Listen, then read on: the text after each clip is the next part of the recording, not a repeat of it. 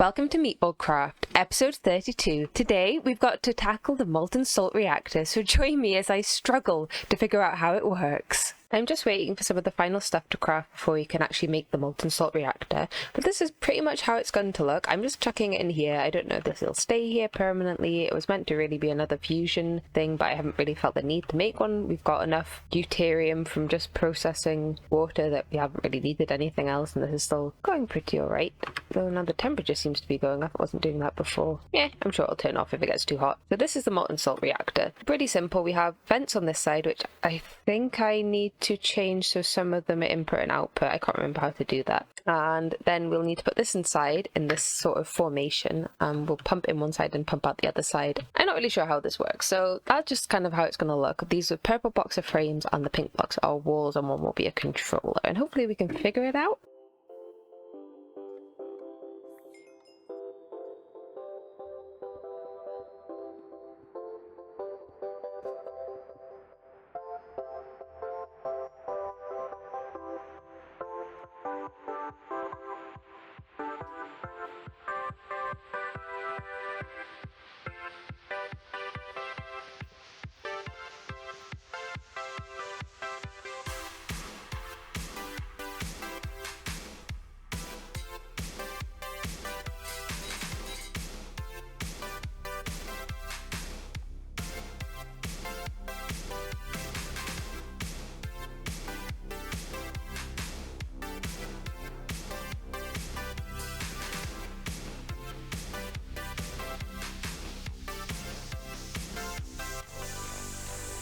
Okie dokie, we have set up the molten salt reactor, and let's just hope this works. So I have been inputting all the different NAK sort of fluids into the reactor. They're all pretty much full, though we are a bit lacking on the actual NAK fluid. It all has been filtered, so nothing should go into the wrong slots. Again, we are following the safe Lymph of Pixonia designed from here. I have made vital lymph through the Thormic replicator system, just because I think we get way more of it. I've just made a bunch. I haven't automated it yet because it requires primal ogreite, and as we know, this whole system is to make ogreite ore more easily because we need this universal booster. Again, I don't know if we're quite in the place to be able to set this up automatically. I am worried about this. We will need to expand the NAK, or yeah, this stuff. We need to sort this out. This is too slow, mostly on the sodium side of things, so we need to figure that out. But let's try and turn this on and see if it dies. So I think it's on. Oh, it must be on. Look, it's producing things. So it... Oh, okay, never mind, it causes loads of radiation. I didn't realise. I'm gonna go get some radiation scrubbers. I don't know, I didn't realise that was gonna cause so much radiation. Maybe it needs to be in a completely different place. Oh, silly me. Well, I mean, it worked. The radiation scrubbers are working. This is on. I feel reluctant to leave it on because we don't have enough NAK particularly, so I feel like these will run out pretty fast. Got a few backlogs of these. Oh, these ones are massively backlogged. Maybe that's the problem. Maybe we should not have these on for a little bit. Yeah, because these are quite backlogged. But we are making Lymph of Pixonia. We've got 4,000 buckets, or 4 buckets.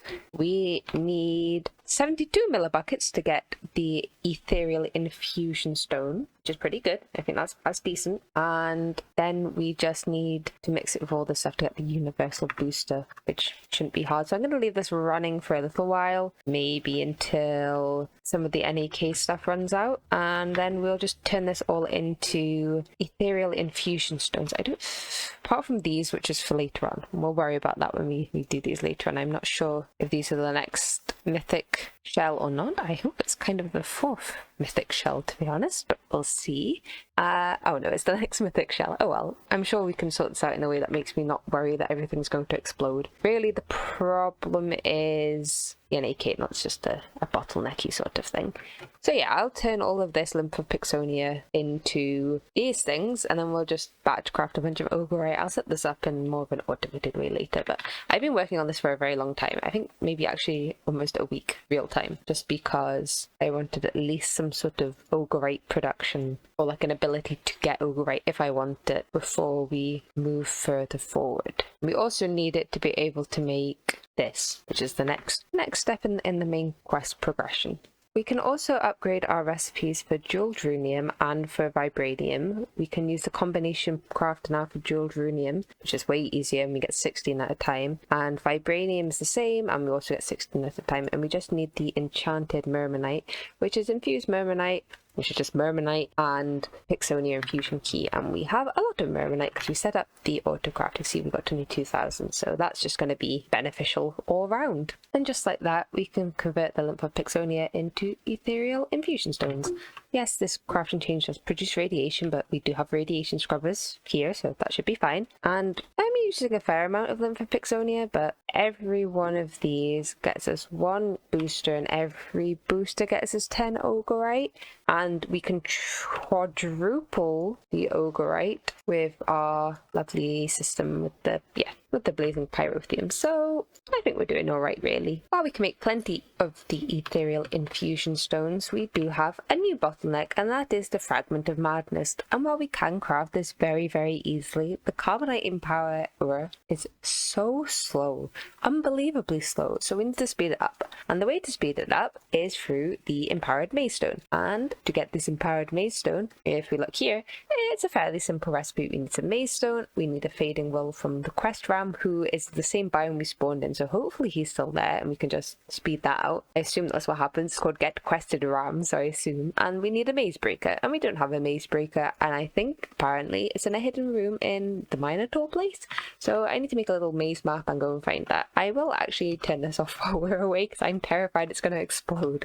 Not that I think it would do any proper damage, but yeah. So off to the Twilight Forest again. We've come to the Twilight Forest, and the questing ram's still here. I think we throw the wool at him in specific order. Is it not orange next? Oh no, what order is it that he wants them in? I have all of them. Did you take it? Oh, he did. He just took his time. Oh, look, he gets stripes. Well, I'm gonna force him to take all the wool. Hopefully it won't take too long. He seems not very hungry for wool. Oh, I'm silly. I can just right-click on him with the wool, and that works. I don't know. I've never found the questing ram before. He's a new experience for me. Oh, he's getting longer. Oh, that's so strange. Oh, that's funny.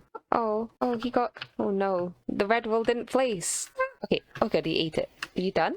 I think that's all the wool. Yay! Gifts! Woohoo! We got the fading wool. We did it.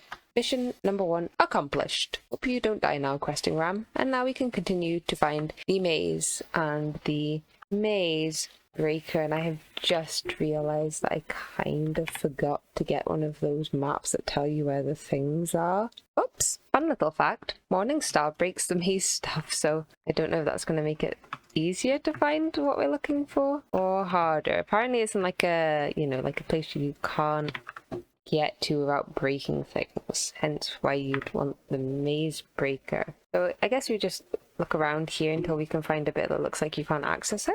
Oh no, that's just a hold down. Maybe we'll need another map focus. I don't know if it's on the top floor or the bottom, but I'll just continue to break my way through and we'll see what we can find. Okay, I found the secret room and I found the maze breaker. Woohoo, we did it. Yeah, I just found it by slamming through the walls. Pretty much, I didn't use either of the magic maps. I literally just came across this randomly. Oh, there's lots of them. Let's just take all of them for no reason, but we've done it. We've got the maze breaker. One's even enchanted, so now you should be able to upgrade the carbonite empower without too much trouble. You'll never guess what the blocks of carbonite sound like when you break them. They're like slime. I thought they'd be hard. That's gross. But anyway, we've got the maze stone. This should increase speed by 5 times, I think. And just put one in the back, and that should be fine. Is that? Yes. Is that 5 times faster? That seems... How slow was it before if this is 5 times faster? This is insanely slow. We've got 15 fragments of madness so far, and we've got like 12 stacks of the other thing. So, what's the other thing called? Ethereal infusion stone. So that is really the biggest bottleneck, and by turning this off we are also turning off the liquid madness production, but I mean we've actually got tons of that, so we should be fine. Okay, it just had to finish whatever recipe it was doing. It is a lot faster now, like a lot faster, so that's way better. I'm glad we made the effort to do that because This was a very slow machine and there was no other way to make it. I've chucked a stack of universal booster in with the fragments of madness and the deep blue matter. We're gonna make, I mean, that will make 640 ore times 4. That's a fair amount of ogreite for now. I'm not quite sure how much ogreite we'll actually need, to be quite honest. I mean, like right at this very point in time, but it is good to have quite a lot because it's good for this ultimate ingot recipe. And obviously the primal stuff is useful, I think. I don't really know what I think this makes some others. Yeah, it makes star metal alloy and hearts of Pixonia, which we do need for the wildwood star, which is used to make the galactic matter, which goes in the next set of mythical miners for the tier 3 mythical miner. But oh no, Lib. Well, I don't think, oh dear. Well, I've just found a rabbit hole that I don't like.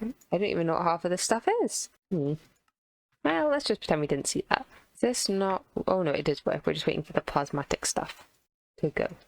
And then we should be producing ogreite. This is still fairly slow. Just because this is... No, that's got speed upgrades. Oh, I do have the fluid lasers. Maybe we can try the fluid lasers out on this and then we can transfer it down straight. But it's going alright.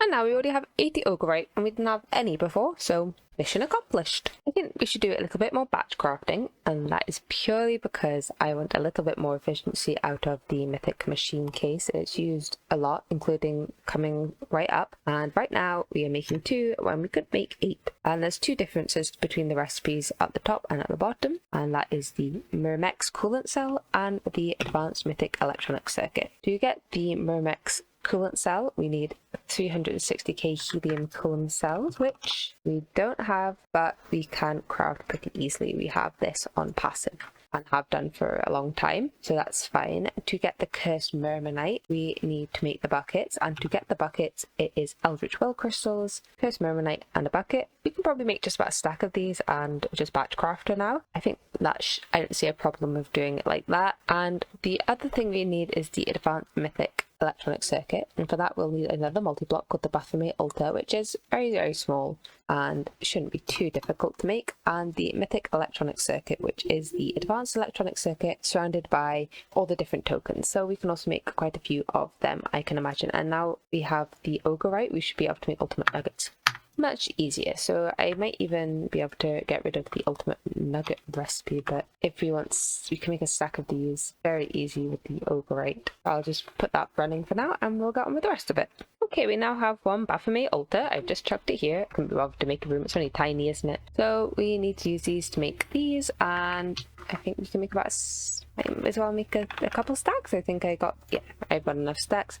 We've got some ultimate ingots here as well, so I'll just turn them into nuggets and we'll see how it goes. I think it should be, yeah, there doesn't all need to be nuggets, it should be 8, and then that should work. Oh yes, it is slow, but after we do this, I mean, it's 8 mythic each, so with a stack, that's, you know, a lot of mythic stuff, so perfect. Okay, I want to do a little experiment with salt ore, and we are going to use a stack of salt ore and we're going to break it with the Terra Shatterer, which is fortune 15, and we're going to compare it to the results of putting it in the mythic processor, and this will give us 64 salt per 16 salt ore. So if the fortune is better, we will get more than 4 stacks of salt. So let's see how it goes.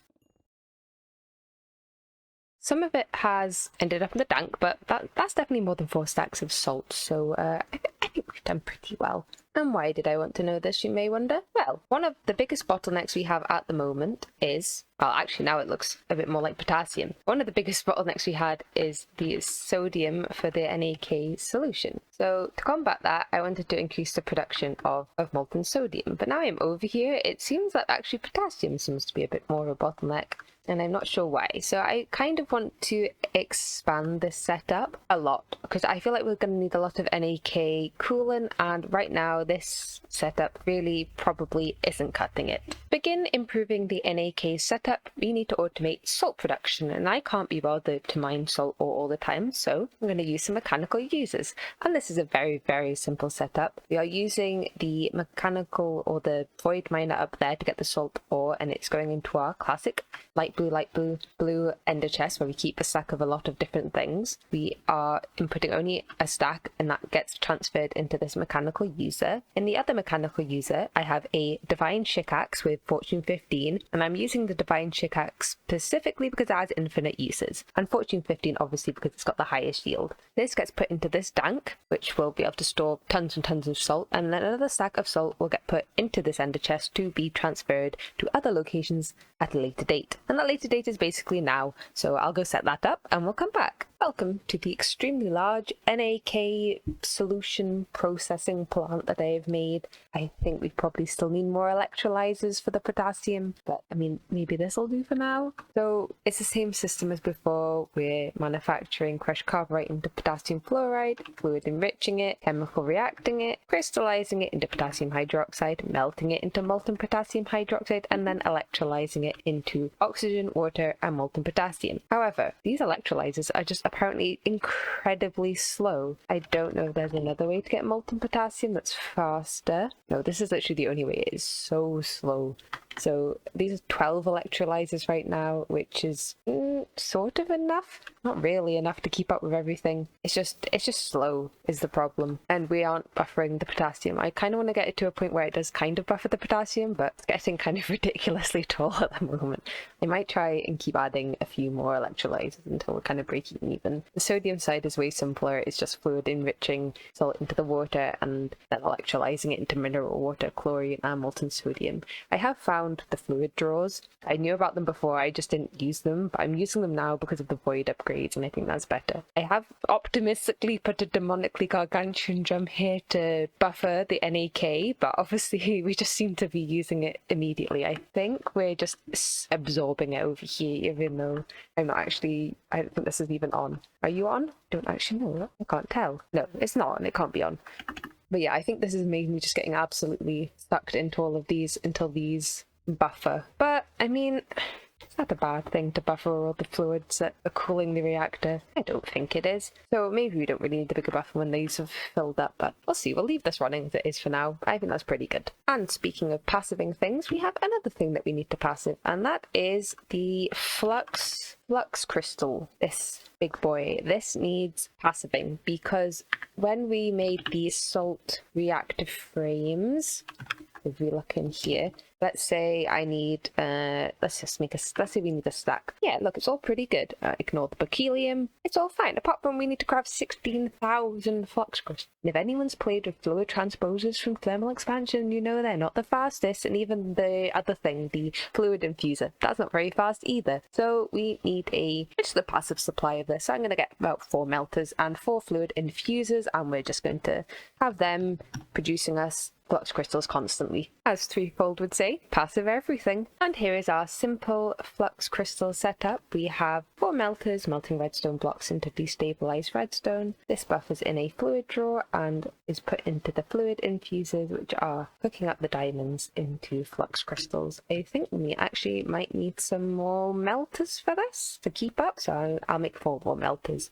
And this just goes into one of the storage tanks below the base. This is the rate up we are getting the flux crystals, which is really fast, to be honest, so that's really good. Much better than putting them on manual craft because it always takes forever. We've also managed to make 2 stacks of advanced Mythic electronic control circuits, so we'll be able to make the Mythic machine case much more easily. So we'll just go in here. I think it's in this Starlight Crafter. Oh, we've already changed it. Now we get 8 Mythic machine cases each time. Just before we move forward with the quests, I know there's still probably some other things that we should be doing, but I'm sure that'll come out when it happens. Like, I'm sure if there's something that we miss, we'll come back to it. But I would like to get the lesser mana core. It says good to have automated by now, which is odd because it's got EMC, so does it need to be automated?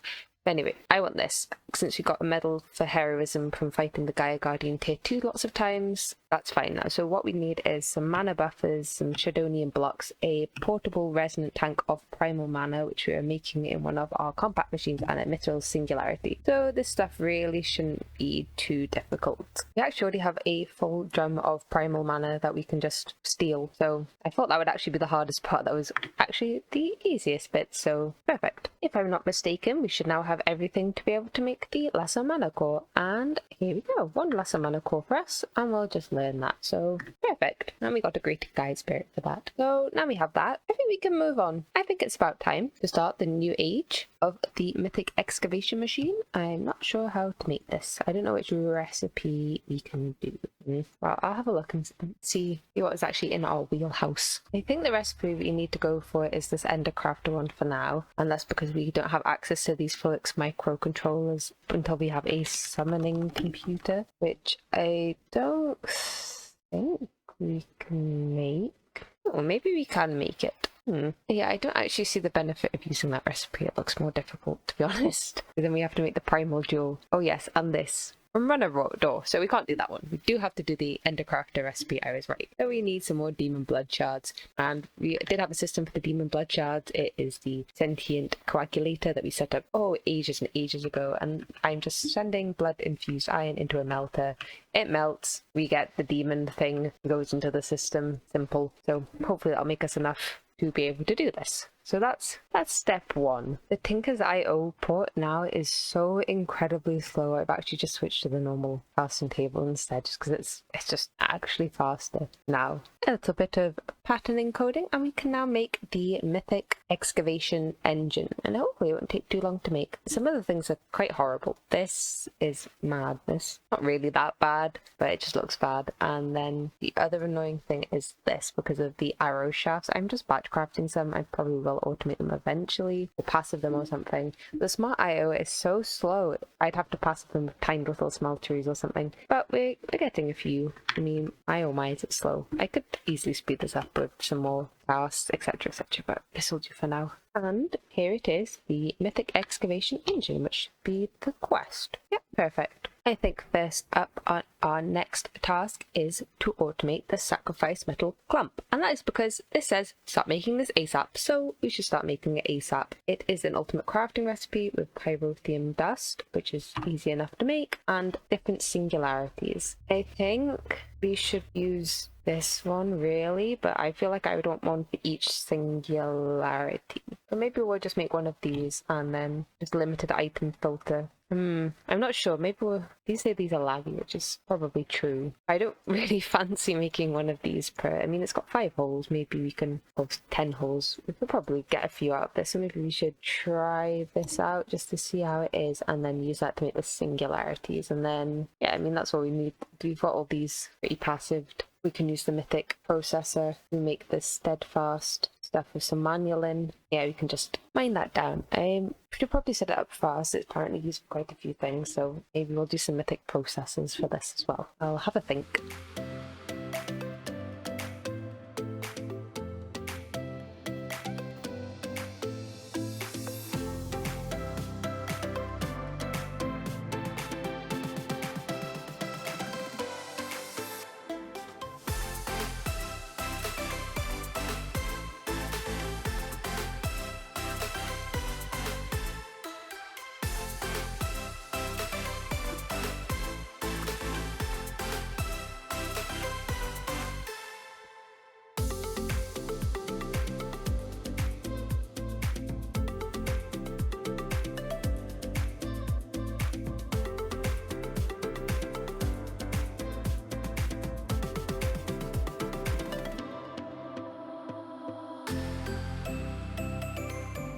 In this large tower over here, we have the sacrifice metal clump setup. I think it looks alright. I'm quite pleased with this building. I thought I didn't like it, but I'm actually pleased with it. So the way I've done it is I have separated everything by the different types of will.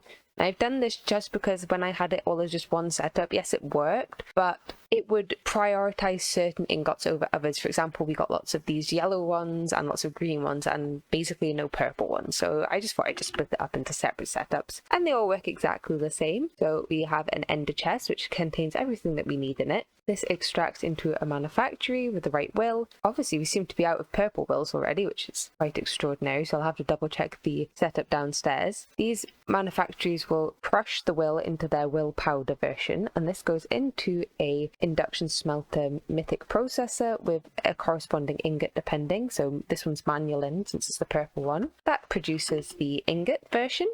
That goes into the quantum compression multi-block over here to produce a singularity. And that all works the same for all all the different wills. So if we look up here, we can see it's all the same for all the different colors.